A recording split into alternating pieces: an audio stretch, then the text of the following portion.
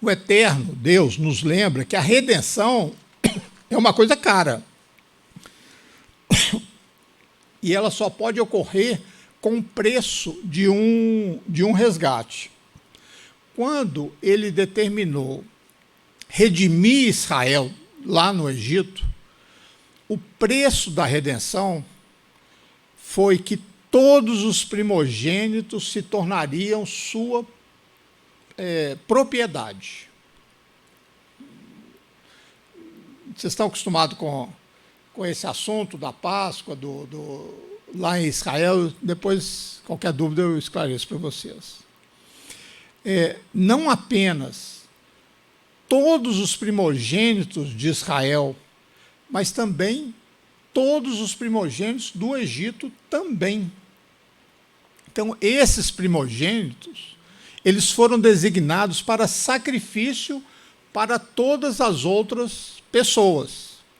Então, quando chegasse a hora de Israel deixar o Egito, todos os primogênitos, quer dizer, todas as pessoas, todo o gado de Israel e todas as pessoas, todo o gado do Egito, primogênitos, seriam literalmente sacrificados, abatidos, mortos, para pagar o preço da remissão de Israel da escravidão. Mas, embora todos os primogênitos pertencessem a Deus, eles foram marcados para serem sacrifício de expiação. Ele não sacrificaria aqueles que nele confiaram, que mataram o cordeiro e pintaram nos umbrais das portas com sangue, avisando que eles confiavam em Deus.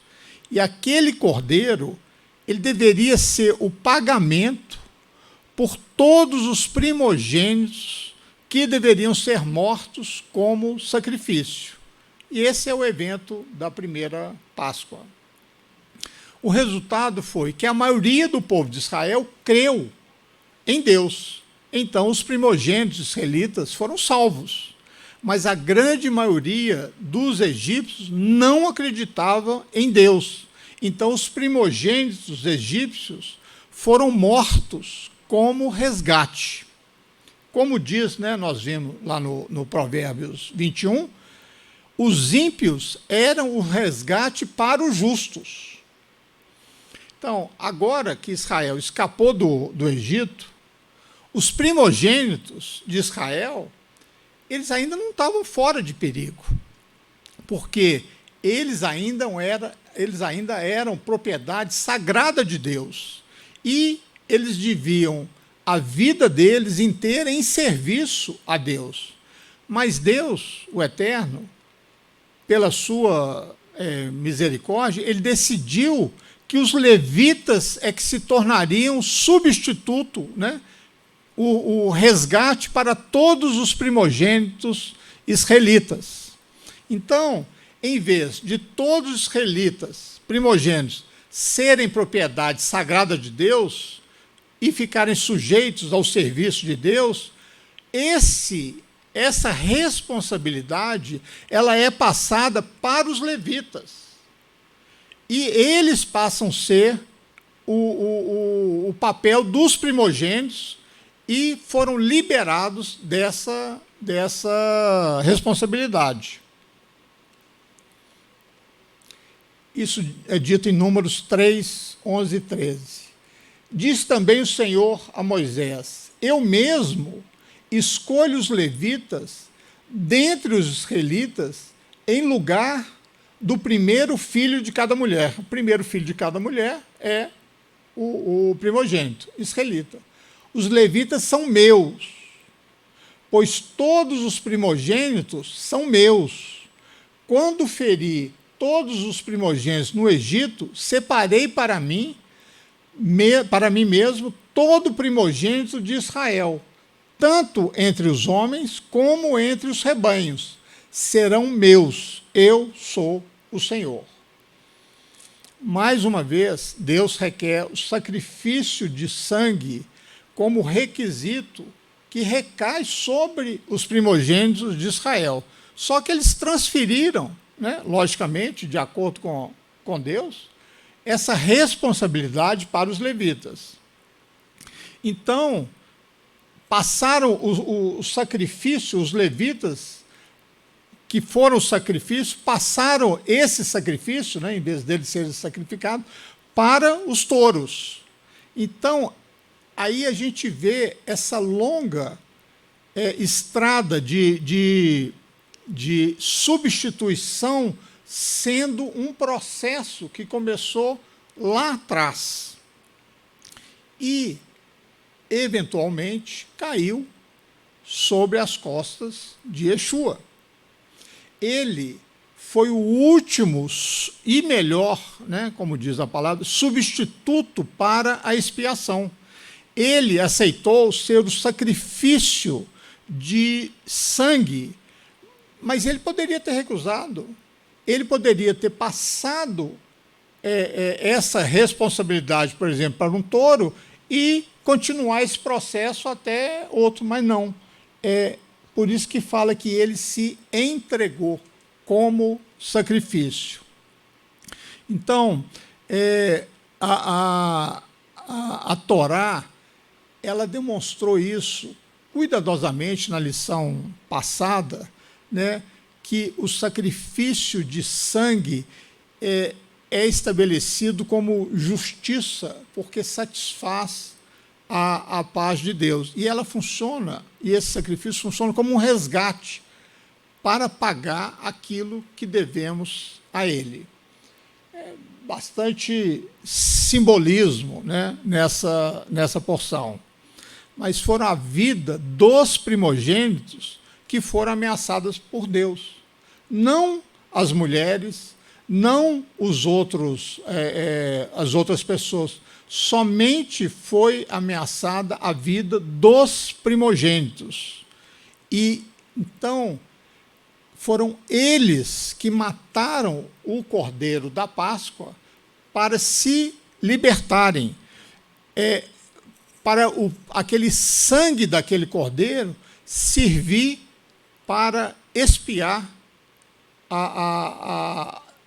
em lugar da morte deles. Mas, às vezes, nós temos a impressão que de uma coisa errada sobre a Páscoa, né?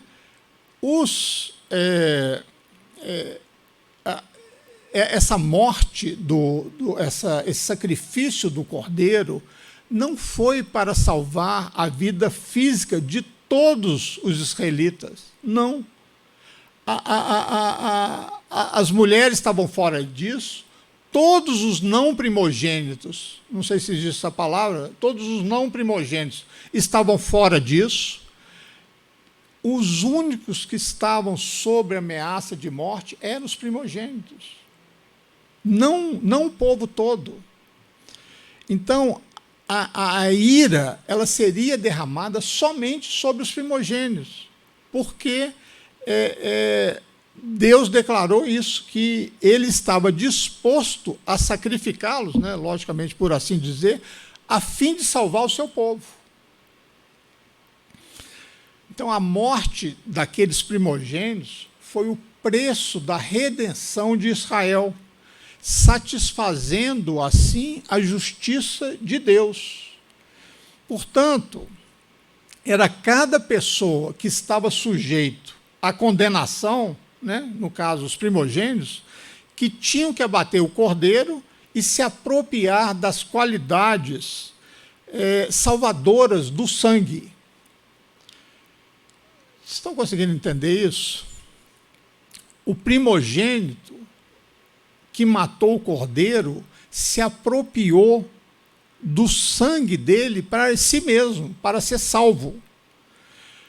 E, no final, ele ainda levou a sua família a escapar da escravidão também, mas não tratava de salvar a vida dos outros membros da família. O resto da família não tinha risco nenhum, porque não era primogênito. eles não estavam em perigo. E ainda é exatamente assim com a humanidade hoje. Cada pessoa sujeita à condenação, isso é, todos nós, né, deve se apropriar do sangue do sacrifício para si mesmo. Por mais que eu deseje, eu não posso apropriar do sangue de Yeshua para minha irmã, para minha mãe, para o meu pai, para os meus filhos, para o meu neto. Cada pessoa deve ser redimida, uma a uma, por sua própria escolha e ação diante do Senhor. Então, ainda é assim. Uma pessoa dentro de uma família que se apropriou do sangue sacrificial de Yeshua, ela abre uma porta para que toda a sua família escape. Ela mostra o caminho, mas ainda assim, cada membro da família deve obter o sangue salvador, cada um por si mesmo.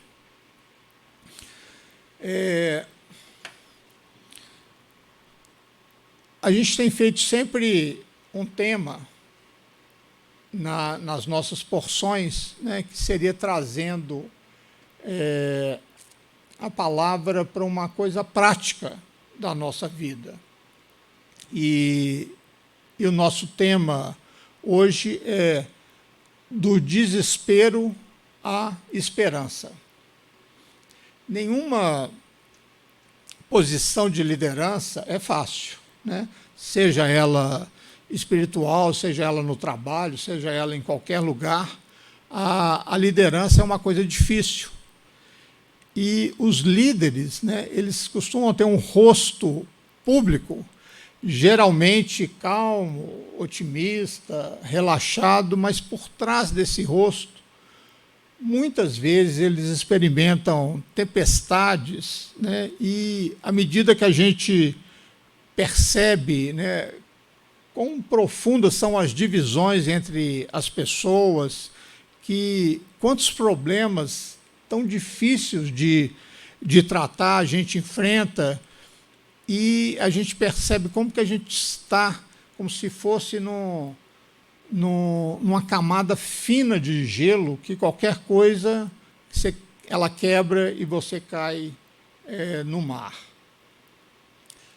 Todos nós, acredito eu, passamos por esses momentos, e quando a gente está num lugar e quer chegar a outro, mas a gente não consegue achar o caminho para sair daquela tempestade e chegar num lugar calmo. E isso que é o princípio do desespero. Sempre que eu me senti assim, eu recorri a esse texto da Bíblia, que foi o período que Moisés esteve mais baixo como líder e mais atormentado, desesperado que ele passou. E sempre que eu vi como Moisés estava, eu falei assim, eu ainda não estou assim, então isso já me alegrava, né? Não passei, não cheguei a tanto. As pessoas ali naquele texto de Moisés, elas estavam engajadas numa coisa assim que elas mais gostavam de fazer, que era reclamar da comida. O tempo que eles passaram como escravo parece que foi esquecido. Agora eles só conseguiam lembrar de culinária. E Deus ficou bravo com isso, como mostra lá em Números 11. Mas Moisés, ele não ficou só bravo, não. Moisés, acho que ele teve um colapso emocional completo. Olha o que ele fala. Disse também o Senhor a Moisés.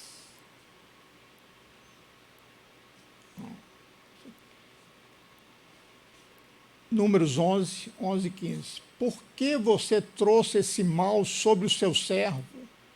Porque falhei em achar favor aos seus olhos. Porque você colocou o fardo de todo esse povo sobre mim. Eu concebi todo esse povo. Eu é que dei a luz para você me dizer, carregue-os no colo como uma enfermeira carrega um bebê. Onde posso encontrar carne para dar a todo esse povo, quando clamam para mim, dizendo, dá-nos carne para comer? Não posso carregar todo esse povo sozinho, é muito pesado para mim. Se é isso que você está fazendo comigo, então, se eu achei favor aos seus olhos, mate-me agora e não me deixe olhar para este meu mal.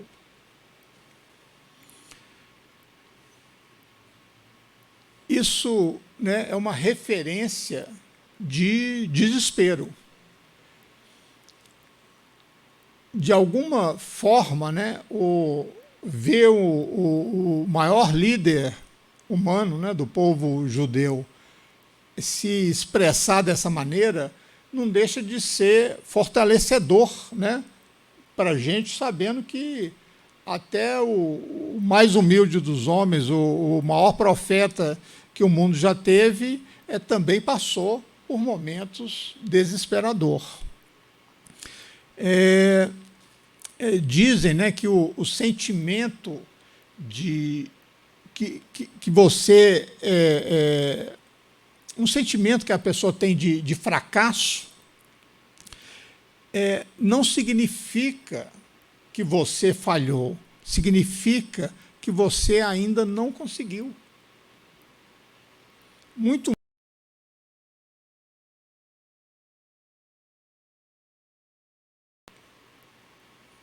só fracassa quem se arrisca, quem assume riscos. E correr riscos é absolutamente necessário na vida, principalmente se você quer mudanças no mundo. O que é impressionante na Bíblia é a maneira como ele documenta essas noites sombrias que outras pessoas passaram, considerados grandes heróis. Em 1 Reis 19:4, quem está falando aqui é Elias, profeta Elias, que diz o seguinte: quanto a ele, fez pelo deserto a caminhada de um dia e foi sentar-se debaixo de um pé de gesta, uma espécie de arbusto, e ali orou para si, pedindo para si a morte, dizendo: agora basta, ó Deus, retira-me a vida, pois não sou melhor que meus pais. Em Jeremias 20, 14 a 18, Jeremias diz o seguinte: maldito o dia em que eu nasci, o dia em que minha mãe me gerou, não seja abençoado. Maldito seja o mensageiro que levou a notícia a meu pai e o deixou muito feliz quando comunicou: nasceu-te um filho homem. Seja aquele homem como as cidades que o Senhor destruiu sem piedade, que ele ouça gritos de socorro pela manhã e gritos de guerra ao meio-dia. Mas Deus não me matou no ventre materno, nem fez da minha mãe o meu túmulo, e tampouco a deixou permanentemente grávida. Por que saí do ventre materno? Somente para contemplar o sofrimento? Viver triste e terminar meus dias profundamente decepcionado? Está no desespero. Jonas diz: ó Senhor, agora, portanto, tira a minha vida, eu te rogo, afinal, é para mim melhor morrer do que seguir vivendo. Os salmos também, principalmente os do rei Davi, são cheios desse momento de desespero. Salmo 22:2 diz: Deus meu, por que me abandonaste? Salmo 130 diz: do abismo clamo a ti. E o Salmo 88 diz: sou um homem indefeso, abandonado entre os mortos. Tu me colocaste na cova mais profunda, na escuridão, nas profundezas. O que a Bíblia nos conta, né, nessas histórias é uma coisa libertadora. A história do povo judeu não é uma receita para uma vida cômoda, uma vida confortável, uma vida sem riscos de nada. Outro dia encontrei com uma pessoa que vinha aqui toda semana e eu falei: mas você sumiu, o que aconteceu? Ele falou assim: eu acho tão cômodo. Eu vejo todas as suas pregações, não perco uma, mas vejo em casa, no YouTube, na hora que eu quero, no dia que eu quero. Eu acho tão confortável isso. Eu falei assim: cuidado, né? Porque às vezes o excesso de conforto produz um distanciamento, né? Você vai ficando tão confortável naquele seu mundinho que, não, eu já não preciso disso, já não preciso daquilo, e vai resumindo, né? Sendo que Deus, Ele nos quer ativos, né? Ele nos quer buscando, Ele nos quer, quando não tem nada com a gente, que a gente ajude os outros.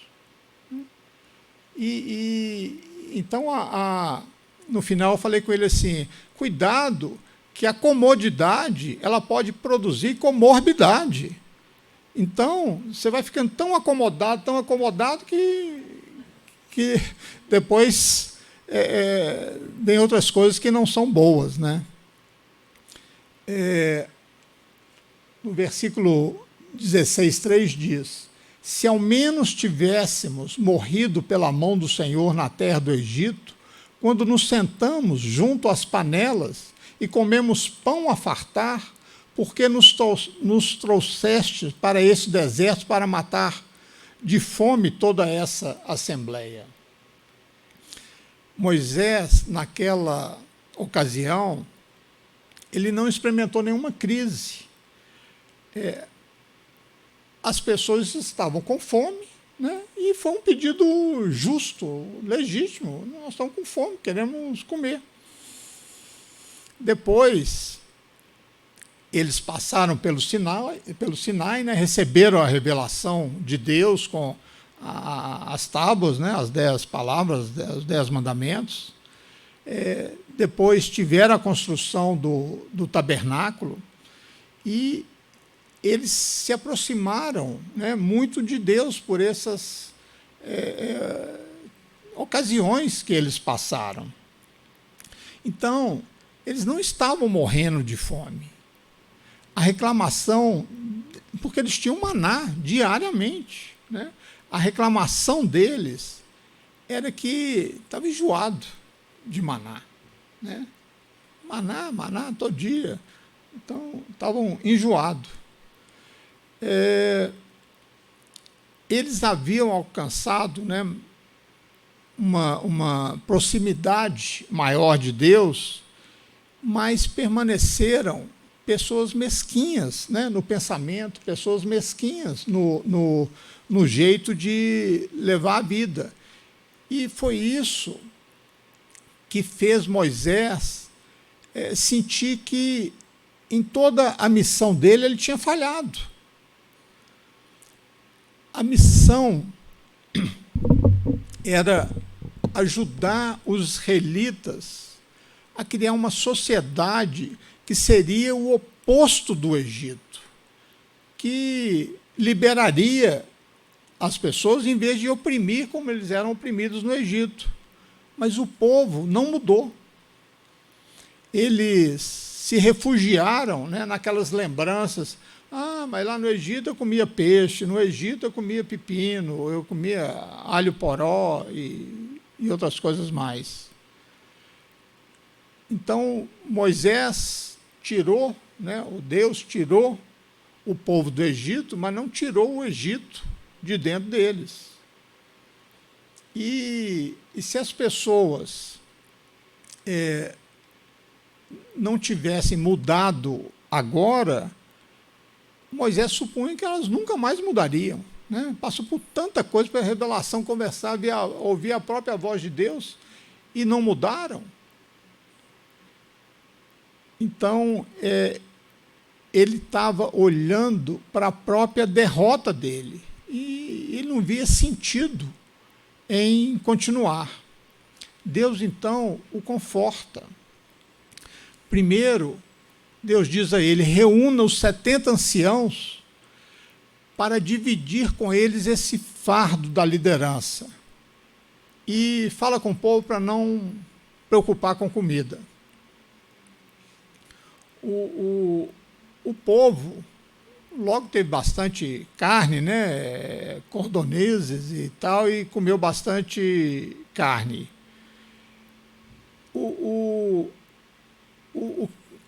O mais interessante nessa história é que Moisés, ele é que mudou. Os 70 anciões, se você ler todo o texto, eles não fizeram nada demais. A única coisa que eles fizeram foi companhia para Moisés. Estar com ele, conversando, eles não fizeram nenhum trabalho, nada que Moisés não desse conta. E Moisés, como eu disse, parecia um homem mudado.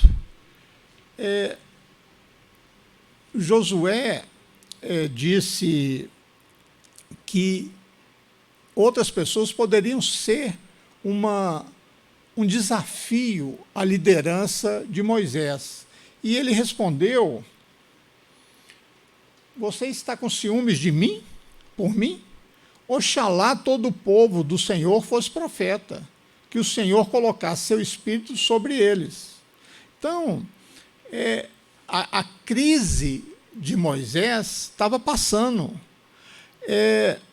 A primeira coisa que essa crise nos diz, que nos momentos de desespero é importante não estar sozinho. Deus, em primeiro lugar, desempenhou um papel consolador. E ele que tira Moisés desse abismo, né, desse desespero, e fala diretamente com ele sobre as preocupações que Moisés tinha.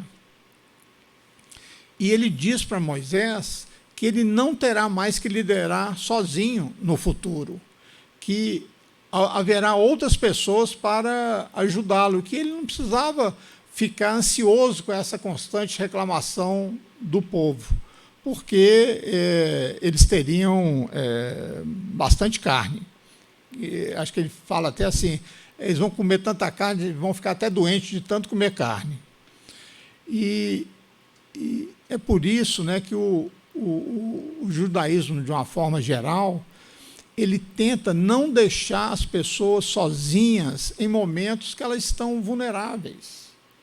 E isso é um procedimento que todos nós devemos fazer, né? Se tem uma pessoa sozinha, se tem uma pessoa em desespero, se tem uma pessoa que tem ajuda, nós temos que estar lá, né? A não ser que a pessoa não queira, né? Não manifeste isso de maneira nenhuma. Mas quem está passando por isso precisa de ajuda. Então, daí o princípio, né, de visitar doentes, né, confortar quem está enlutado, incluir aqueles que estão solitários, né, quando se convida as pessoas, e oferecer hospitalidade, né? E isso é importante, né? É importante, porque a depressão isola você das pessoas. E quanto mais você fica sozinho, aumenta o seu desespero. O que, né, os 70 anciões, né, sábios, o que eles fizeram de tão importante?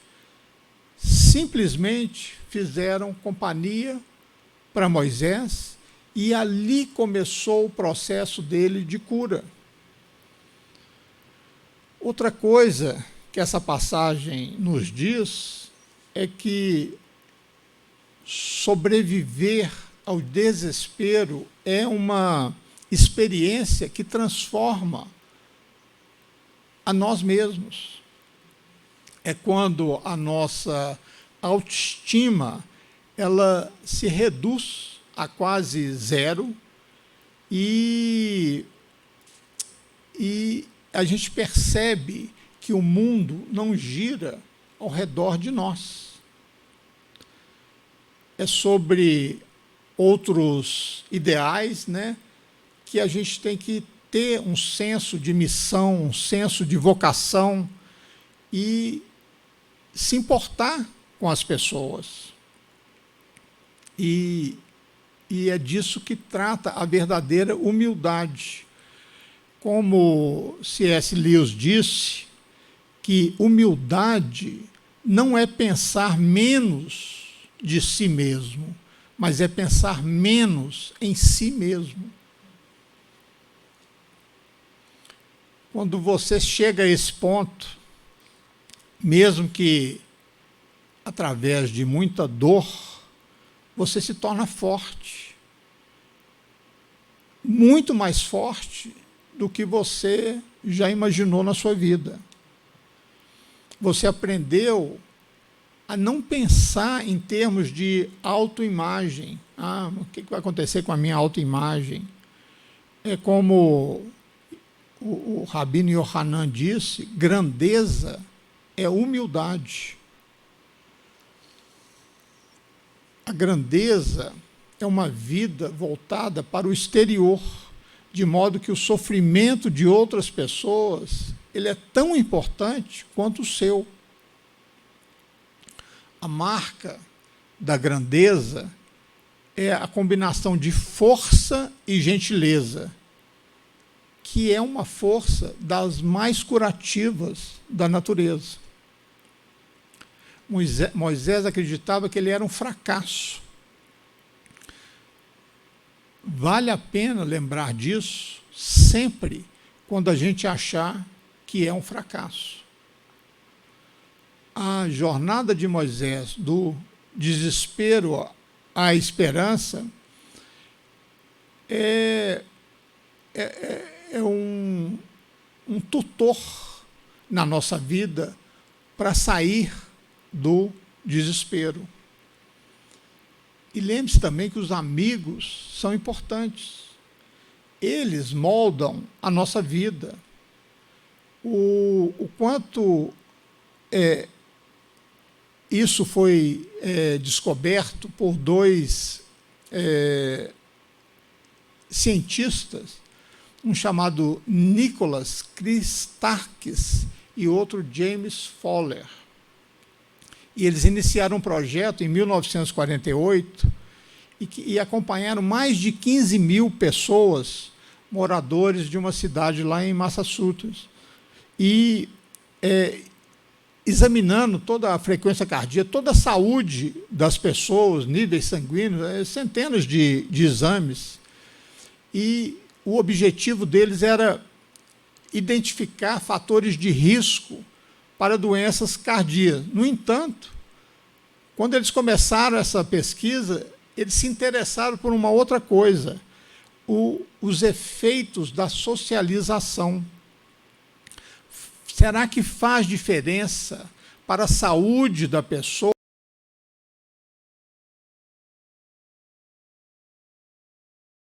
São esses amigos. E a descoberta deles foi impressionante. Não só importa ter amigos, como importa ter os amigos certos. Se os seus amigos são magros, ativos, felizes, têm hábitos saudáveis, é provável que você tenha também. E o mesmo se aplica ao contrário. Os hábitos são contagiosos. Eles se espalham nas redes sociais e vai influenciar mesmo os amigos dos seus amigos. Aqueles que escolheram como amigos indivíduos que almejavam algum tipo de sucesso na vida, os amigos passaram a ter sucesso também. Aqueles que caem em más companhias, muitas vezes saem, né, não tem dúvida que saem mal, e muitas vezes de uma forma desastrosa. A gente pode escolher os amigos errados, porque muitas vezes eles servem para aumentar a nossa autoimagem. Isso acalma, né, a nossa mente, mas o preço a pagar é muito alto, porque praticamente torna impossível você escapar das suas deficiências. Então, faça amizade com pessoas que desejam o melhor para você. Eles concluíram, tem até uma passagem na Bíblia interessante, que isso não é novidade para nenhum sábio, é o exemplo da rebelião de Córah. O Córah, né, ele se acampou perto de pessoas más igual a ele. E o contrário, por exemplo, Yehudá, eles acamparam perto de Isacar e Zebulon, quer dizer, pessoas boas, pessoas do bem. Então, quando você se junta a pessoas do mal, a sua tendência é fazer o mal, que aquilo passa a ser uma coisa normal para você. E quando você se junta a pessoa do bem, aquilo também passa a ser normal para você fazer o bem. Portanto, é preciso a gente garantir que nós temos amigos virtuosos e estar frequentemente em companhia de pessoas sábias, para que nós possamos viver de maneira sábia e possamos ser afastados das más companhias. No final, foi isso que Deus diz para Moisés, e que acabou com a depressão dele. Disse ele para reunir 70 anciãos que o ajudariam a carregar o fardo da liderança. Não havia nada que eles pudessem fazer, mas eles simplesmente tiraram Moisés do isolamento. Eles compartilharam com Moisés, ele tinha com quem conversar, eles deram a ele um presente que foi a amizade. E nós todos precisamos disso. Nunca é bom estar sozinho. Desde muito cedo, o cristianismo ele se tornou uma forma assim, mais helenística, né, mais voltado para o grego do que para o hebraico. E as pessoas acham que religião é transmitir informações sobre a origem do universo, sobre o milagre do fulano, sobre o que acontece com a vida depois da morte e por aí por diante. Então, parece que existe na realidade, é um falso conflito entre religião e ciência, entre revelação e razão. O judaísmo, ele tem algo totalmente diferente, porque para ele a fé é a redenção da solidão. É sobre relacionamento entre nós e Deus. É sobre o relacionamento com a nossa família. É sobre o nosso relacionamento com os nossos vizinhos, com o nosso povo.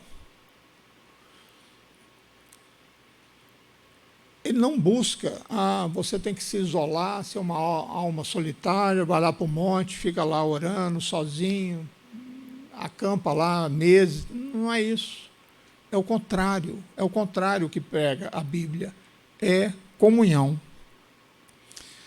E esses laços, quando nós agimos dessa forma, esses laços nos unem mais ao autor de tudo isso, que é o Senhor. E a amizade passa a ser uma coisa mais valorizada. Assistindo a um jornal, outro dia, um jornal da Band, eu vi o depoimento de uma pessoa dizendo o seguinte, ela falando, eu descobri que em Minas Gerais um policial pode ser um amigo. Um caso lá que aconteceu, então o policial ajudou e tal, então ela falou assim, eu descobri, a gente tem aquele, policial é mau, mata e não sei o quê. Não, ela descobriu que o policial podia ser um amigo.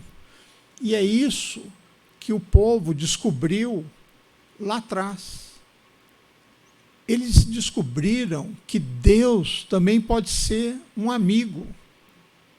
Apesar dele ser o poder supremo, ele também pode ser um amigo. E é isso que Moisés descobriu nessa porção dessa semana. Daí, essa ideia de mudança de vida, nós tendemos a nos tornar o que são os nossos amigos. Portanto, fica um conselho, escolha como amigos pessoas que sejam o que você almeja ser, que tenham caráter, que deseja o melhor para você. Amém? Shabbat shalom.